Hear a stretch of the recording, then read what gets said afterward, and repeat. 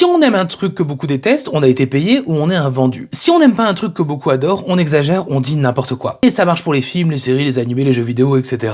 Quand est-ce que les gens vont comprendre qu'un avis est forcément subjectif? Comme je le dis à chaque fois, il faut se faire son propre avis. Mais on sait très bien que ce n'est pas le cas, beaucoup jugent des choses alors qu'ils n'ont pas vu ou qu'ils n'y ont pas joué. Surtout, dès qu'il y a une polémique, ils vont s'acharner alors qu'ils n'ont même pas testé. Ça, c'est ce qu'on appelle des moutons. Il suffit que leur youtubeur, influenceur ou star préféré dit quelque chose pour qu'ils aient le même avis. Comme s'ils n'arrivaient pas à réfléchir par eux-mêmes. Par contre, quand c'est pour suivre des vidéos débiles ou vulgaires, il y a du monde, on n'y parle pas de wokisme, de boycott, ils en profitent bien cachés sous la couette. Ça ne m'étonne pas qu'il y ait tellement de gens incultes, qui ne connaissent pas grand chose, qui n'arrivent même pas à faire une simple recherche sur le net. Vous avez sûrement déjà eu ou vu des commentaires dans des vidéos qui posent des questions tellement bêtes qu'une recherche de 5 secondes sur Google te donne la réponse. Et en plus maintenant il y a l'IA. Bref, il existe des avis différents, chaque œuvre ne touche pas le public de la même manière. Personnellement, n'importe quel avis me va tant qu'il est argumenté et qu'on peut en discuter dans le respect. Parce que bon, les insultes, les éclater au sol ou masterclass, pour moi ça vaut rien s'il n'y a pas d'explication derrière. J'ai le droit d'adorer, j'ai le droit de détester, et ce n'est pas en m'envoyant des commentaires ou des messages haineux écrits avec l'orthographe la plus immonde que j'ai vue que je vais changer. C'est mon avis,